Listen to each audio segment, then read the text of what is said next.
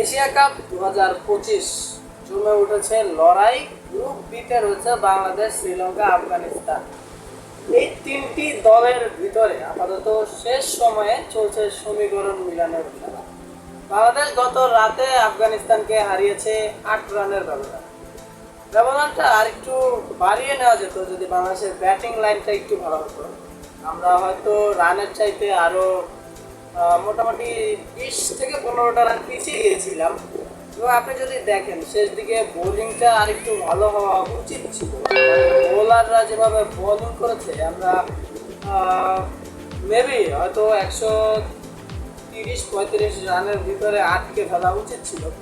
তো 130-35 রানে যদি আমরা আটকাতে পারতাম আফগানিস্তানকে, এবং আমরা যদি প্রায় 170 রানের মতো করতে পারতাম, তো মেবি এইখান থেকে একটা যে ডিস্টেন্স তৈরি হতো, আফগানিস্তান যেই ব্যবধানে হারতো ম্যাচটা, ওই ব্যবধানে যদি আমরা ম্যাচটা হারাতে পারতাম, ওই ক্ষেত্রে আমাদের সমীকরণটা একটু সহজ হয়ে আসতো।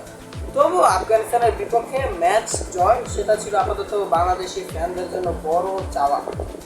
কারণ এশিয়া কাপের শুরু থেকে ভারতীয় গণমাধ্যম, পাকিস্তানি গণমাধ্যম, আফগানিস্তানি, শ্রীলঙ্কান, মানে এশিয়া কাপে যে কটা দল কম্পিটিশন করছে সবাই এরকম একটা হাইপ তুলেছিল যে আফগানিস্তান বেটার দেন বাংলাদেশ, শ্রীলঙ্কা বেটার দেন বাংলাদেশ।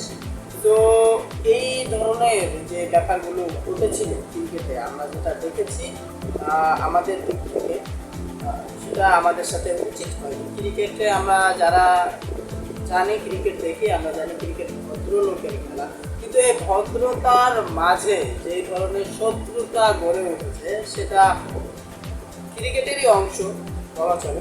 আফগানিস্তান খুব ভালো ক্রিকেট খেলে, ইভেন তারা নিজেদেরকে এশিয়ার দ্বিতীয় সেরা টিম বলে দাবি করছে। এই দিক থেকে আমার বিচারে আমি চাচ্ছিলাম যে এশিয়া কাপে বাংলাদেশ আর কোনো ম্যাচ আর না জিতুক, জাস্ট আফগানিস্তানের সাথে একটা ম্যাচ জিতুক। এখন বাংলাদেশ পরবর্তী রাউন্ডের সমীকরণ মিলিয়ে কোয়ালিফাই করলো কি করলো না তাতে আমার কোনো আপত্তি নেই, বাট বাংলাদেশ যে ম্যাচটা জিতেছে এটাই আমার চাওয়া ছিল।